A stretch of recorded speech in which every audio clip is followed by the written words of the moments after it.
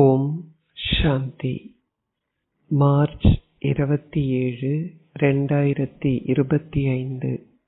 காலை முரளி பாப்தாதா, மதுபன். இனிமையான குழந்தைகளே, படகோட்டி உங்கள் படகை அக்கறைக்கு அழைத்து செல்ல வந்துள்ளார். தந்தைக்கு உண்மையானவர்களாக இருங்கள். உங்கள் படகு தள்ளாடினாலும் மூழ்காது. கேள்வி: குழந்தைகளான உங்களால் தந்தையின் நினைவில் மிக சரியாக நிலைத்திருக்க முடியாமைக்கான பிரதான காரணம் என்ன? பதில்: நீங்கள் ஷரீர வடிவில் இருப்பதனால் நீங்கள் ஓர் அஷரீரியான ஆத்மா என்பதையும் உங்கள் தந்தையும் அஷரீரியானவர் என்பதையும் மறந்துவிட்டீர்கள். நீங்கள் ஷரீர வடிவில் இருப்பதனால் உங்களால் ஷரீரதாரிகளை இலகுவில் நினைவு செய்யக்கூடியதாக இருக்கிறது. நீங்கள் ஆத்ம உணர்வுடையவர்கள் ஆக வேண்டும். உங்களை ஓர் புள்ளியாக கருதி தந்தையை நினைவு செய்யுங்கள். இதற்கு மாத்திரமே முயற்சி தேவையாகும். ஓம் சாந்தி. கடவுள் சிவன் பேசுகின்றார். இவரது பெயர் சிவன் அல்ல, இவரது பெயர் பிரம்மா. கடவுள் சிவன் இவர் மூலமாக பேசுகின்றார். உங்களால் எந்த ஒரு மனிதரையோ அல்லது தேவரையோ அல்லது சூட்சும உலக வாசிகளாகிய பிரம்மா, விஷ்ணு, சங்கரரையோ கடவுள் என அழைக்க முடியாது என உங்களுக்கு பலமுறை விளங்கப்படுத்தப்பட்டுள்ளது. சூட்சுமமான அல்லது பௌதீகமான உருவத்தை கொண்ட எவரையும் கடவுள் என அழைக்க முடியாது. எல்லையற்ற தந்தை மாத்திரமே கடவுள் என அழைக்கப்படுகின்றார்.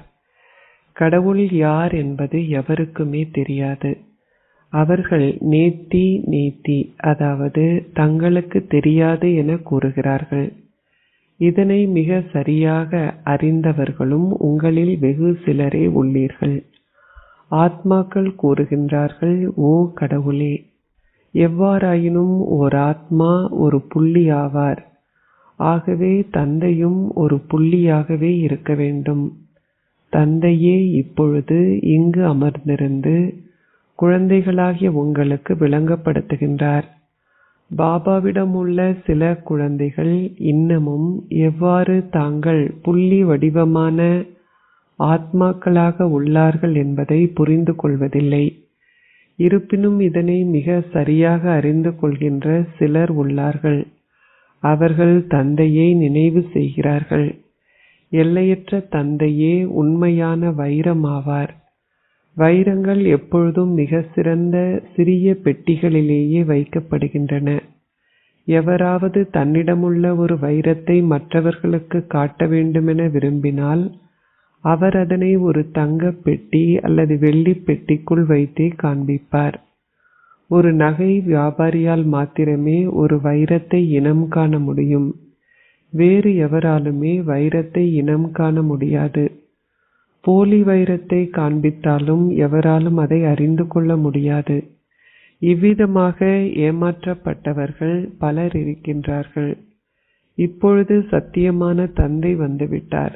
ஆனாலும் எவராலும் எதையும் இனம் காண முடியாத வகையில் போலியான மனிதர்கள் இருக்கிறார்கள்.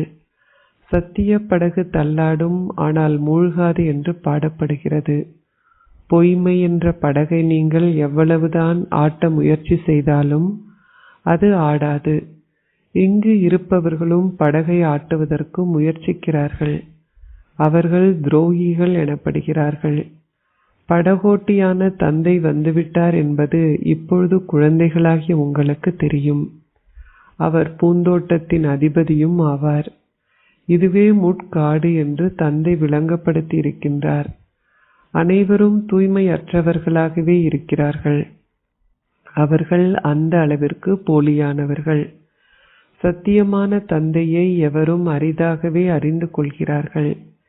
இங்கே இருப்பவர்களுக்கு கூட அவரை முழுமையாக தெரியாது. அவர் மறைமுகமானவர் என்பதால் அவர்கள் அவரை சரியான முறையில் அறிந்து கொள்வதில்லை. அனைவரும் கடவுளை நினைவு செய்கிறார்கள். அவர் அஷரீரியானவர் என்றும் அவர் பரந்தாமத்திலேயே வசிக்கின்றார் என்றும் அவர்களுக்கு தெரியும்.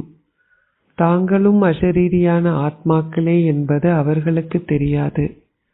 ஷரீரத்தில் இருப்பதனால் அவர்கள் இதனை மறந்துவிட்டார்கள். பௌதிக உலகில் இருக்கும் பொழுது அவர்கள் பௌதிகத்தை மாத்திரமே நினைவு செய்கிறார்கள். குழந்தைகளாகிய நீங்கள் இப்பொழுது ஆத்ம உணர்வுடையவர்கள் ஆகின்றீர்கள். கடவுளே பரமாத்மாவாகிய பரம தந்தை என்று அழைக்கப்படுகின்றார். இதனை புரிந்து கொள்வது மிகவும் இலகுவானது. பரம தந்தை என்றால் அப்பால் உள்ள இடத்தில் வசிக்கும் பரமாத்மா என்று அர்த்தம். நீங்கள் ஆத்மாக்கள் என்று அழைக்கப்படுகின்றீர்கள். உங்களை பரம் என அழைக்க முடியாது. நீங்கள் மறு பிறவி எடுக்கின்றீர்கள். எவருக்குமே இந்த விஷயங்கள் தெரியாது. அவர்கள் கடவுளை சர்வ வியாபி என்றும் அழைக்கின்றார்கள். பக்தர்கள் கடவுளை மலைகளில் தேடுகின்றார்கள். அவர்கள் யாத்திரை ஸ்தலங்களுக்கும் ஆறுகளுக்கும் செல்கின்றார்கள்.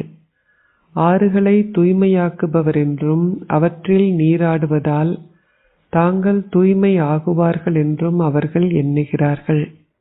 பக்தி மார்க்கத்தில் இருக்கும் எவருக்குமே தங்களுக்கு எது வேண்டுமென தெரியாது. அவர்கள் தங்களுக்கு முக்தி அல்லது அனாதியான முக்தி மோட்சம் வேண்டும் என கூறுகிறார்கள். இங்கு அவர்கள் விரக்தி அடைந்திருப்பதனால் சந்தோஷமற்றே இருக்கிறார்கள். சத்யுகத்தில் எவரும் அனாதியான முக்தியையோ கேட்பதில்லை. அங்கு எவருமே கடவுளை அழைப்பதும் இல்லை. அவர்கள் இங்கு சந்தோஷமற்று இருப்பதாலேயே அவரை அழைக்கின்றார்கள். பக்தி செய்வதனால் எவரது துன்பமும் அவரால் அகற்றப்படுவதில்லை. ஒருவர் அமர்ந்திருந்து நாள் முழுவதும் ராமா ராமா என உச்சரித்தாலும் அவரது துன்பம் அகற்றப்பட முடியாது. இது ராவண ராஜ்யம். அவர்களின் கழுத்தை சுற்றி துன்பம் கட்டப்பட்டுள்ளது போன்றே தோன்றுகிறது. அவர்கள் பாடுகிறார்கள், துன்பத்தின் போது அனைவரும் கடவுளை நினைவு செய்கிறார்கள். ஆனால் சந்தோஷத்தின் போது எவருமே அவரை நினைவு செய்வதில்லையே. நிச்சயமாக ஒரு காலத்தில் சந்தோஷம் இருந்தது என்றும் இப்பொழுது துன்பமே இருக்கிறது என்பதுமே அதன் அர்த்தமாகும். சத்யுகத்தில் சந்தோஷம் நிலவியது. இப்பொழுது கலியுகத்தில் துன்பம் நிலவுகிறது. இதனாலேயே அது முட்காடு எனப்படுகிறது. முதலாவது இலக்க முள் ஷரீர உணர்வாகும். அடுத்தது காமம் என்ற முள்ளாகும். தந்தை இப்பொழுது விளங்கப்படுத்துகின்றார். இந்த கண்களால் காண்பவை அனைத்தும் அழியப் போகின்றன. நீங்கள் இப்பொழுது மௌனதாமத்திற்கு செல்ல வேண்டும். நீங்கள் உங்கள் வீட்டையும் உங்கள் ராஜ்யத்தையும் நினைவு செய்ய வேண்டும். ஆகவே உங்கள் வீட்டை நினைவு செய்வதுடன் கூடவே உங்கள் தந்தையையும் நினைவு செய்வதும் அவசியமாகும். ஏனெனில் அந்த வீடு தூய்மையாக்குபவர் கிடையாது. தந்தையை நீங்கள் தூய்மையாக்குபவர் என அழைக்கின்றீர்கள். ஆகவே நீங்கள் தந்தையை நினைவு செய்ய வேண்டும். அவர் கூறுகின்றார், சதா என்னை மாத்திரமே நினைவு செய்யுங்கள். என்னை மாத்திரமே நீங்கள் அழைக்கின்றீர்கள். பாபா, வந்து எங்களை தூய்மையாக்குங்கள். அவரே ஞானக்கடல். ஆகவே அவர் நிச்சயமாக வந்து ஒரு வாயின் மூலம் விளங்கப்படுத்த வேண்டும். அவர் தூண்டுதல்களை கொடுக்க மாட்டார். ஒரு புறம் அவர்கள் சிவஜெயந்தியை கொண்டாடுகிறார்கள். மறுபுறம் அவர் பெயருக்கும் ரூபத்திற்கும் அப்பாற்பட்டவர் என அவர்கள் கூறுகிறார்கள். பெயருக்கும் ரூபத்திற்கும் அப்பாற்பட்டு எதுவும் இருக்க முடியாது. பின்னர் அவர் கூழாங்கற்கள், கற்கள் போன்ற அனைத்திலும் இருக்கின்றார் என்றும் அவர்கள் கூறுகிறார்கள். பல அபிப்பிராயங்கள் இருக்கின்றன. தந்தை விளங்கப்படுத்துகின்றார். 5 விகாரங்களின் ரூபமாகிய ராவணன் உங்கள் புத்தியை சீரழித்து விட்டான். இதனாலேயே நீங்கள் தேவர்களின் சிலைகளுக்கு தலை வணங்குகின்றீர்கள். சிலர் நாஸ்திகர்கள். அவர் எவரையும் நம்புவதில்லை. இங்கு 5000 வருடங்களுக்கு முன்னர் இது யாருக்கு விளங்கப்படுத்தப்பட்டதோ அந்த பிராமணர்கள் மாத்திரமே தந்தையிடம் வருகிறார்கள். பிரம்மா மூலமே பரமாத்மா பரம தந்தை ஸ்தாபனையை மேற்கொள்கின்றார் என்றும் எழுதப்பட்டுள்ளது. ஆகவே நீங்கள் பிரம்மாவின் குழந்தைகளே. பிரஜாபிதா பிரம்மா மிகவும் பிரபல்யமானவர். ஆகவே நிச்சயமாக பிரம்மா குமார்களும் குமாரிகளும் இருக்கவே வேண்டும். நீங்கள் இப்பொழுது சூத்ர தர்மத்திலிருந்து வெளியே வந்து பிராமண தர்மத்திற்குள் பிரவேசித்துள்ளீர்கள். உண்மையில் தங்களை இந்துக்கள் என அழைப்பவர்களுக்கு தங்கள் சொந்த தர்மத்தையே தெரியாது. சில நேரங்களில் அவர்கள் ஒரு தேவரை நம்புகிறார்கள், சில நேரங்களில் வேறு ஒரு தேவரை நம்புகிறார்கள். அவர்கள் தொடர்ந்தும் பலரிடமும் செல்கின்றார்கள். கிறிஸ்துவர்கள் ஒருபொழுதும் வேறு எவரிடமும் செல்வதில்லை. இப்பொழுது தந்தையாகிய கடவுள் கூறுகின்றார் என்பதை நீங்கள் நிரூபிக்க வேண்டும். சதா என்னை மாத்திரம் நினைவு செய்யுங்கள். ஒரு நாள் என்னை நினைவு செய்வதன் மூலம் நீங்கள் தூய்மையற்றவர்களிலிருந்து தூய்மையானவர்கள் ஆகுவீர்கள் என்று கடவுள் கூறுகின்றார் என்பது செய்தித்தாள்களில் வரும். விநாசம் நெருங்கும் பொழுது இந்த ஒளியானது செய்தித்தாள்களின் மூலம் மக்களின் செவிகளை சென்றடையும். சகல இடங்களிலும் இருந்து வரும் செய்திகளும் செய்தித்தாட்களில் வெளிவருகின்றன. நீங்கள் இப்பொழுது சேர்த்து கொள்ளலாம். கடவுள் பேசுகின்றார். பரம்பிதா பரமாத்மா சிவன் கூறுகின்றார், நானே தூய்மையாக்குபவர். என்னை நினைவு செய்வதன் மூலம் நீங்கள் தூய்மையாகுவீர்கள். இப்பழைய உலகின் விநாசம் உங்கள் முன்னால் இருக்கிறது. விநாசம் நிச்சயமாக இடம்பெற வேண்டும் என்ற நம்பிக்கையை அனைவரும் கொண்டிருப்பார்கள். ஒத்திகைகள் தொடர்ந்தும் இடம்பெறும். ராஜ்யம் ஸ்தாபிக்கப்படும் வரை விநாசம் நிகழ முடியாது என்பதை குழந்தைகளாகிய நீங்கள் அறிவீர்கள். பூகம்பங்கள் போன்றவை சம்பவிக்கவே வேண்டும்.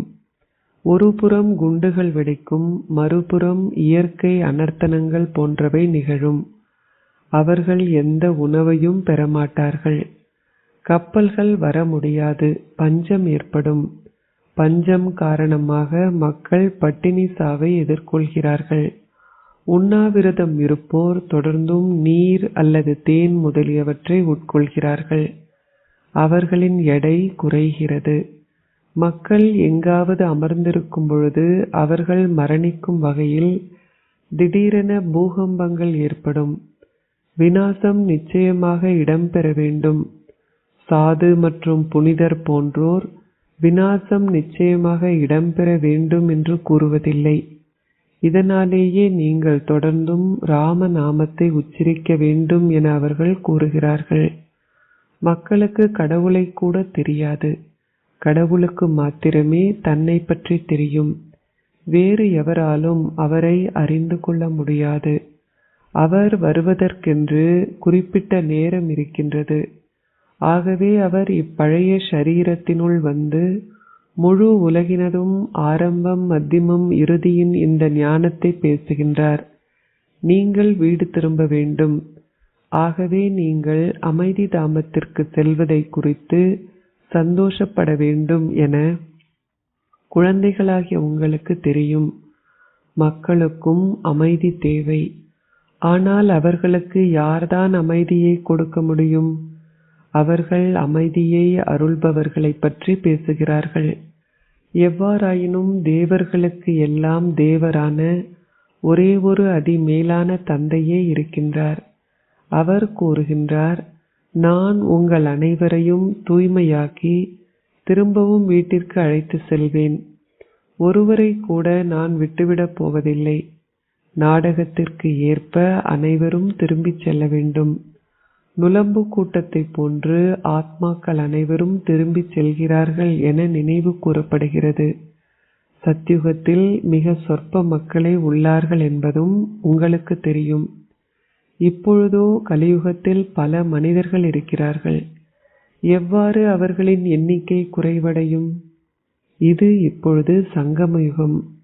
நீங்கள் சத்யுகத்திற்கு செல்வதற்காகவே முயற்சி செய்கின்றீர்கள். விநாசம் இடம்பெறும் எனவும் ஆத்மாக்கள் அனைவரும் நுளம்பு கூட்டத்தை போல் வீடு திரும்பிச் செல்வார்கள் என்பதும் உங்களுக்கு தெரியும். முழு கூட்டமும் வீட்டிற்கு திரும்பிச் செல்வார்கள். ஆனால் மிக சிலரே சத்யுகத்திற்கு செல்வார்கள். தந்தை கூறுகின்றார், எந்த ஷரீரதாரிகளையும் நினைவு செய்யாதீர்கள். அவர்களை பார்த்தும் பார்க்காதிருங்கள். நான் ஓர் ஆத்மா, நான் எனது வீட்டிற்கு திரும்பிச் செல்வேன்.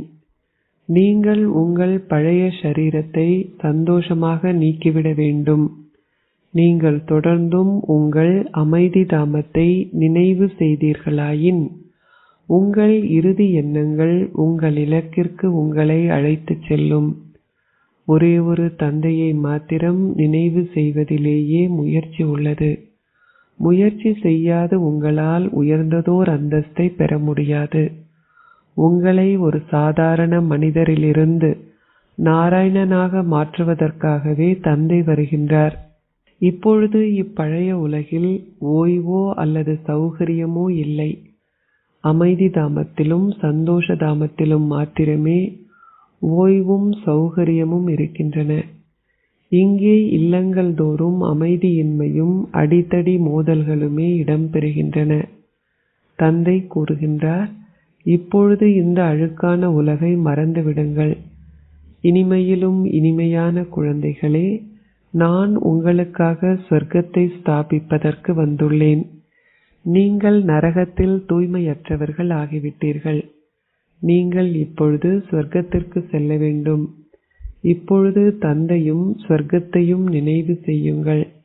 அப்பொழுது உங்கள் இறுதி எண்ணங்கள் உங்கள் இலக்கிற்கு உங்களை இட்டுச் செல்லும்.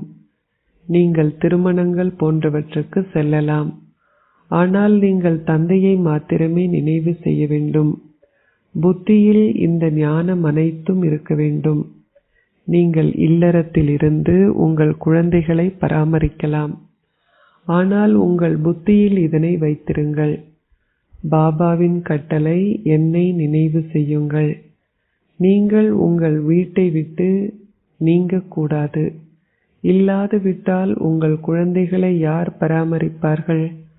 பக்தர்கள் தங்கள் வீடுகளில் வசிக்கின்றார்கள். அவர்கள் தங்கள் இல்லறங்களில் வசிக்கின்றார்கள். இருப்பினும் அவர்கள் பக்தி செய்வதனால் அவர்கள் பக்தர்கள் என்று அழைக்கப்படுகிறார்கள். அவர்கள் தங்கள் வீட்டை பராமரிப்பதுடன் விகாரத்திலும் ஈடுபடுகின்றார்கள். இருப்பினும் அவர்கள் ஸ்ரீகிருஷ்ணரை போன்ற குழந்தையை பெற வேண்டுமாயின் ஸ்ரீகிருஷ்ணரை நினைவு செய்யுமாறு அவர்களின் குரு கூறுகின்றார். ஆனால் நீங்கள் இப்பொழுது சத்திய யுக விஷயங்களையே கேட்பதனால் அந்த விஷயங்களுக்குள் செல்லக்கூடாது. ஏனெனில் அது இப்பொழுது ஸ்தாபிக்கப்படுகிறது. ஸ்ரீகிருஷ்ணர் சொர்க்கத்தை ஸ்தாபிப்பதில்லை. அவர் அதன் அதிபதி ஆகின்றார். அவர் தனது ஆஸ்தியை பெற்றுக்கொள்கின்றார். கீதையின் கடவுள் சங்கமத்தில் மாத்திரமே வருகின்றார். தந்தை கீதையை பேசினார். குழந்தை அதனை கேட்டார். பின்னர் பக்தி மார்க்கத்திலே அவர்கள் தந்தையின் பெயருக்கு பதிலாக குழந்தையின் பெயரை இட்டிருக்கிறார்கள். அவர்கள் தந்தையை மறந்து விட்டதனால் கீதை பொய்யாகியது. பொய்யாகிவிட்ட கீதையை கற்பதனால் என்ன நடக்கும்? ராஜயோகத்தை உங்களுக்கு கற்பித்துவிட்டு தந்தை சென்று விட்டார். அதன் மூலமே ஸ்ரீகிருஷ்ணர் சத்யுகத்தின் அதிபதி ஆகினார். எவராவது பக்தி மார்க்கத்தில் சத்திய நாராயணனின் கதையை கேட்பதனால் ஸ்வர்க்கத்தின் அதிபதிகள் ஆகுவார்களா? அந்த எண்ணத்துடன் எவரும் அதனை கேட்பதில்லை. அதிலிருந்து அவர்கள் எந்த நன்மையையும் பெறுவதில்லை. சாதுக்கள், புனிதர்கள் போன்றோர் தங்கள் சொந்த மந்திரங்களையும் தங்கள் சொந்த புகைப்படங்களையுமே கொடுக்கிறார்கள். அது இங்கு பொருந்தாது. மற்ற சத் சங்கங்களில் அவர்கள் இது இன்னென்ன சுவாமியின் சமய கதை என்று கூறுகிறார்கள். யாருடைய கதை? வேதாந்தத்தின் கதை, கீதையின் கதை, பாகவதத்தின் கதை என்பனவாகும். உங்களுக்கு கற்பிப்பவர் ஒரு ஷரீரதாரி அல்ல என்பது இப்பொழுது குழந்தைகளாகிய உங்களுக்கு தெரியும். அவர் சமய நூல்கள் போன்றவற்றை கற்கவும் இல்லை. சிவ் பாபா ஏதாவது சமய நூலை கற்றுள்ளாரா? மனிதர்களே அவற்றை கற்கின்றார்கள். சிவ் பாபா கூறுகின்றார், நான் கீதை போன்றவற்றை கற்கவில்லை. நான் பிரவேசித்துள்ள இந்த ஷரீரமே அனைத்தையும் கற்றுள்ளார். நான் எதையும் கற்கவில்லை. என்னிடம் உலகின் ஆரம்பம், மத்தியமம், இறுதி பற்றிய முழு ஞானமும் இருக்கிறது. இவர் கீதையை தினமும் படிப்பது வழக்கம். அவர் அதனை ஒரு கிளியைப் போல் திரும்பிக் கூறுவது வழக்கமாக இருந்தது. பின்னர் தந்தை அவரினுள் பிரவேசித்த பொழுது இவை அனைத்தையும் பற்றியே சிவ் பாபா பேசுகின்றார் என்பது அவரது புத்தியை தொட்டதால் அவர் உடனடியாகவே கீதையை கைவிட்டார். தந்தை கூறுகின்றார், நான் உங்களுக்கு ஸ்வர்க ராஜ்யத்தை கொடுக்கின்றேன். ஆகவே பழைய உலகின் மீதுள்ள பற்று அனைத்தையும் முடித்து விடுங்கள். என்னை மாத்திரம் நினைவு செய்யுங்கள். நீங்கள் இந்த முயற்சியை செய்ய வேண்டும். ஓர் உண்மையான காதலி சதா தனது அன்பிற்கினியவரை நினைவு செய்கின்றார். ஆகவே இப்பொழுது தந்தையின் நினைவும் அந்த அளவிற்கு உறுதியானதாக இருக்க வேண்டும். பரலோக தந்தை கூறுகின்றார், குழந்தைகளே, என்னையும் உங்கள் ஸ்வர்க ஆஸ்தியையும் நினைவு செய்யுங்கள். சத்தம் செய்யவோ அல்லது இசைக்கருவிகள் போன்றவற்றை இசைக்க வேண்டிய அவசியமோ இல்லை. இசைக்கப்படுகின்ற சில பாடல்கள் மிக சிறந்தவை. அவற்றின் அர்த்தமும் உங்களுக்கு விளங்கப்படுத்தப்பட்டுள்ளது. அந்த பாடல்களை இயற்றியவர்களுக்கு எதுவுமே தெரியாது. மீரா ஒரு பக்தையாக இருந்தார். ஆனால் நீங்களோ இப்பொழுது ஞானோதயம் பெற்றுள்ளீர்கள். குழந்தைகளால் எதனையாவது சரியான முறையில் செய்ய முடியாமல் உள்ள பொழுது அவர்கள் பக்தர்களைப் போன்றவர்கள் என்றே பாபா அவர்களை கூறுகின்றார். தந்தை ஏன் தங்களை அவ்வாறு கூறினார் என்பது குழந்தைகள் பின்னர் புரிந்து கொள்கிறார்கள். தந்தை விளங்கப்படுத்துகின்றார், குழந்தைகளே, இப்பொழுது தந்தையை நினைவு செய்து தூதுவர்களாகுங்கள். தந்தையையும் அவரது ஆஸ்தியையும் நினைவு செய்தால் அவர்களின் பல பிறவிகளுக்கான பாவங்கள் எரிக்கப்பட முடியும் என்ற செய்தியை அனைவருக்கும் கொடுங்கள். இப்பொழுது இது வீடு திரும்புவதற்கான நேரமாகும். ஒரே ஒரு கடவுளே இருக்கின்றார். அவர் அஷரீரியானவர். அவருக்கென சொந்தமாக ஒரு ஷரீரம் இல்லை. தந்தை மாத்திரமே இங்கு அமர்ந்திருந்து தனது சொந்த அறிமுகத்தை கொடுக்கின்றார். அவர் உங்களுக்கு மன்மனாபவ் என்னும் மந்திரத்தை கொடுக்கின்றார். விநாசம் இடம்பெற உள்ளது.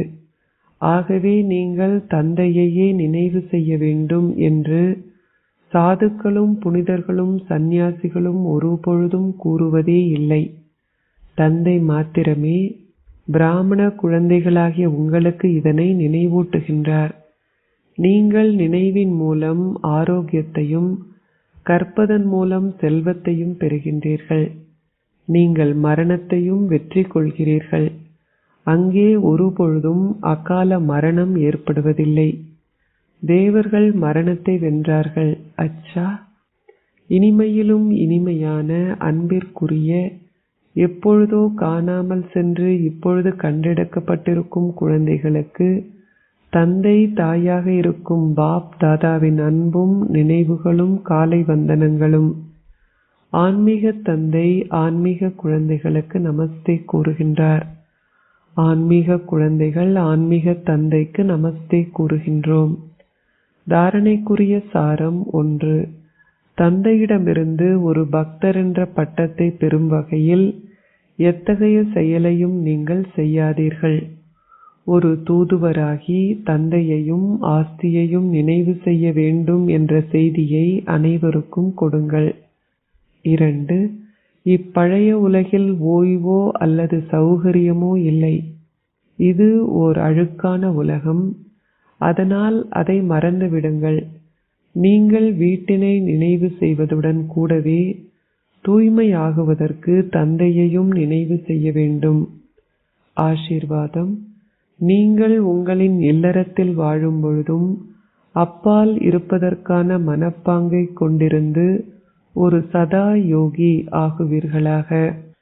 சதா யோகி ஆகுவதற்கான இலகுவான வழிமுறை உங்களின் இல்லறத்தில் வாழும் பொழுதே அப்பால் இருப்பதற்கான மனப்பாங்கை பேணுவதாகும். அப்பாற்பட்ட மனப்பாங்கு என்றால் ஆத்ம உணர்வு ரூபத்தை கொண்டிருத்தல் என்று அர்த்தம். ஆத்ம உணர்வில் ஸ்திரமாக இருப்பவர்கள் சதா பற்றற்றவர்களாகவும் தந்தையிடம் அன்பானவர்களாகவும் இருப்பார்கள்.